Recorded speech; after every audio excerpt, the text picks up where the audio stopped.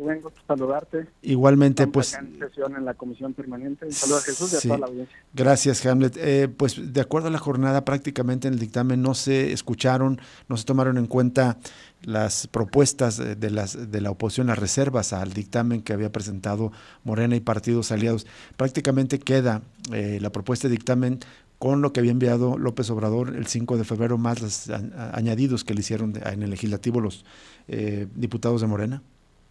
Bueno, yo distinguiría entre tres etapas. Uh-huh. La primera de ellas es la presentación de la iniciativa que se realiza en febrero del 24. Luego, en esta discusión, digamos que tenemos en la Comisión de Puntos Constitucionales a través de los foros, pudimos incorporar más de 5 modificaciones. Y te pongo algunos ejemplos. En el foro de Jalapa, la representante de una organización de la sociedad civil criticó que el Tribunal de Disciplina Judicial fuera uninstancial. Le pregunté directamente si establecíamos 2 instancias, eso resolvía el problema, y me dijo que sí. Y así se hizo en el dictamen. Quienes estén sujetos a un proceso disciplinario y se les imponga una sanción, tendrán la oportunidad de apelar. Segundo, en el foro de Saltillo, los representantes de las barras y colegios de abogados pugnaron por la independencia, autonomía de la escuela judicial, y eso también se establece en el y eso va a ser muy importante para la capacitación de los jueces del futuro y por supuesto también de los secretarios de quienes proyectan la sentencia. Tercero, y ahí podría venir también la certificación o calificación para una futura colegiación obligatoria o quizá semi. Es importante.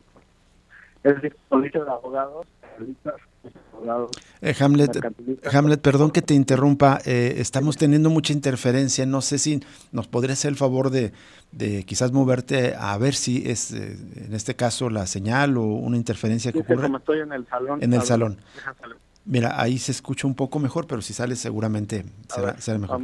Vamos a salir. Gracias, Hamlet. Nos estabas presentando entonces al menos algunos ejemplos de donde sí se tomaban en cuenta las peticiones que se presentaron en los foros. Esta es la segunda parte donde se tomaron en cuenta estas peticiones.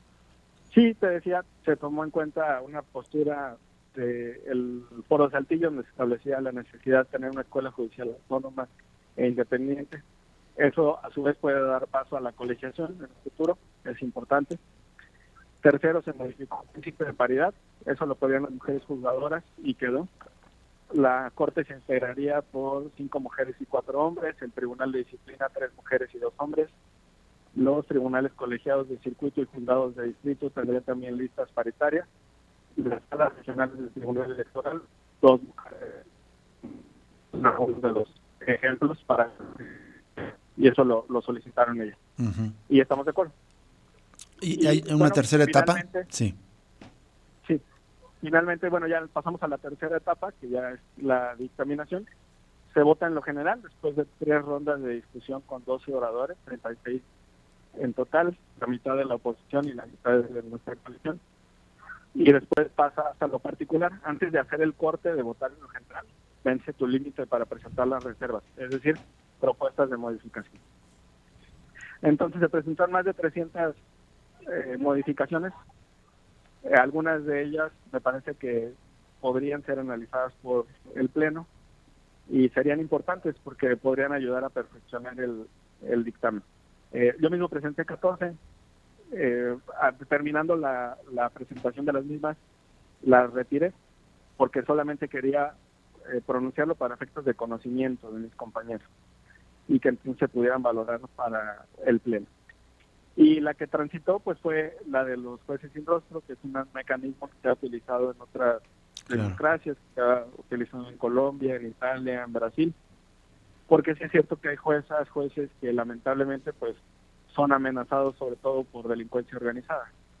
Entonces no sería la generalidad de los jueces, sino quienes traten casos muy específicos.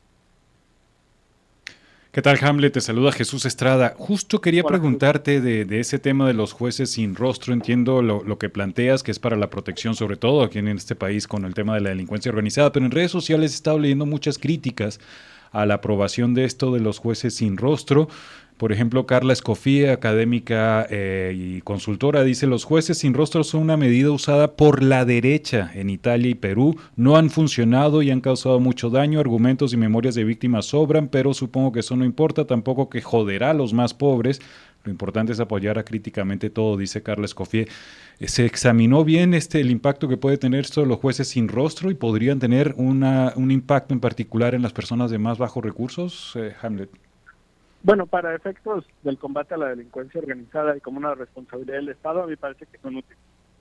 Es famosa la cruzada que hubo en Italia en los 90 para poder vencer a la camorra, y eso implicó pues un esfuerzo desde todos los niveles e instituciones del Estado, desde aspectos de lavado de dinero hasta cuestiones que tienen que ver con el Congreso y por supuesto con el Poder Judicial y las fiscalías.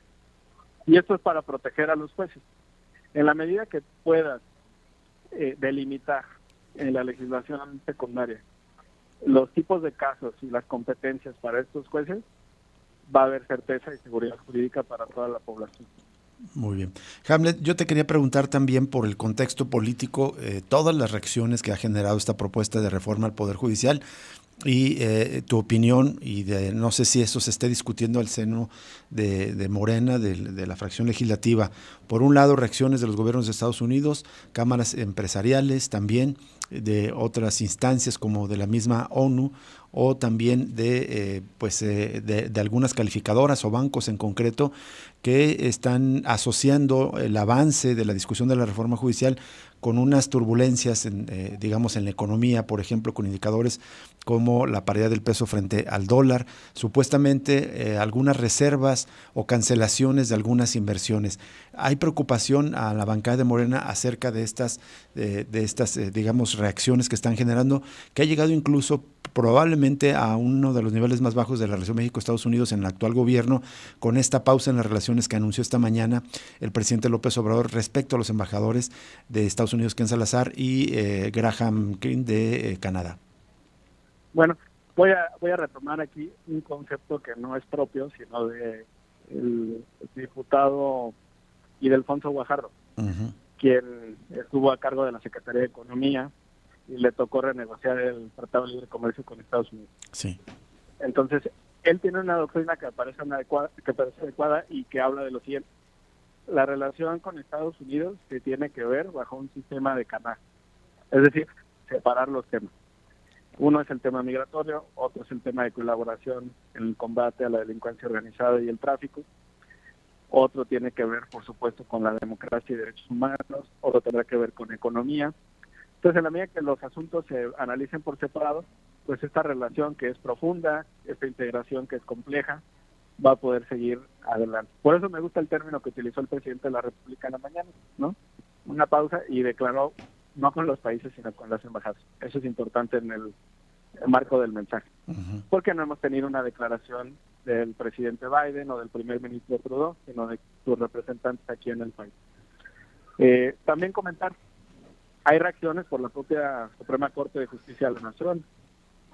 De forma inusitada, el 22 del mes presente, Marco Cortés, presidente del PAN, presenta a la Corte una denuncia de contradicción de criterios sobre la mayoría calificada, sobre la integración del Congreso. Sí. Y de eso acaba de ser mi participación aquí en el Senado, en la permanente.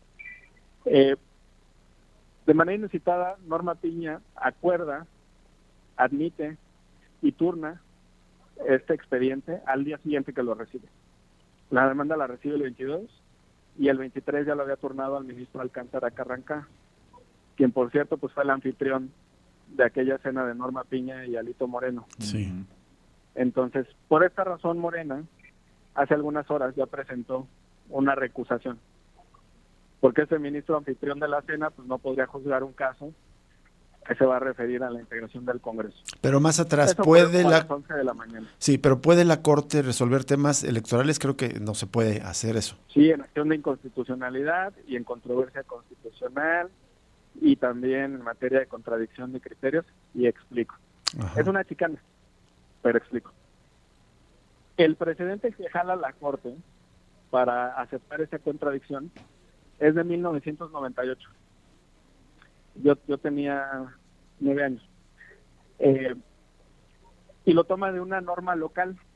En ese entonces la Corte analizó un código de un estado y lo contrasta contra la resolución de la Sala Superior en el recurso de apelación 385-2023, que juzgó sobre el acuerdo del INE donde fijó las reglas para la asignación de las pluris, que eso ocurrió en diciembre.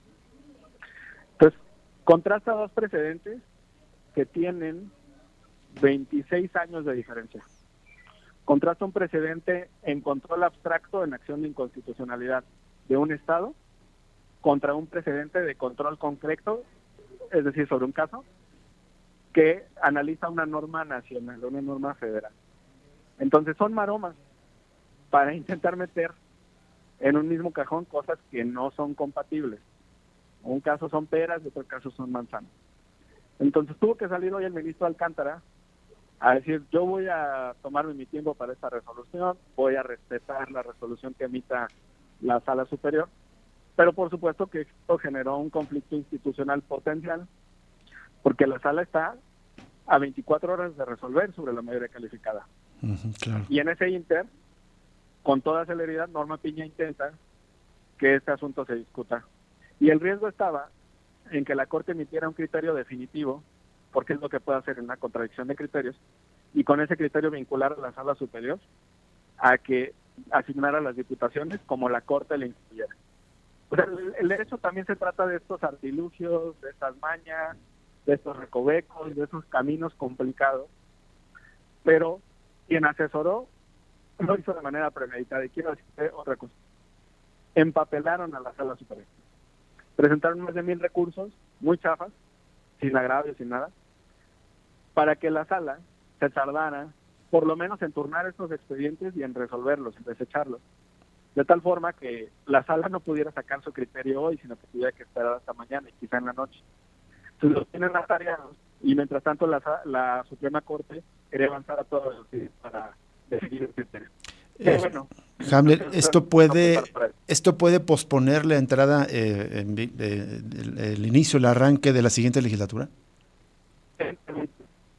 Porque ayer que estábamos analizando de qué eran capaces,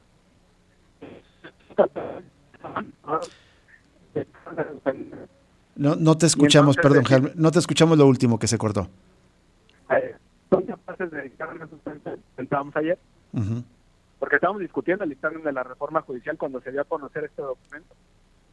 Son capaces de dictar una suspensión y dar dos opciones. Primero, que solo rindieran protesta a los diputados de mayoría y congelar la asignación pluris. O segundo, prorrogar el mandato de la actual legislatura y que no rindiera protesta el próximo Congreso el 1 de septiembre. O tercero, ordenarle a la Sala Superior, no resuelva, porque yo te voy a dar el criterio a más tardar el 1 de septiembre.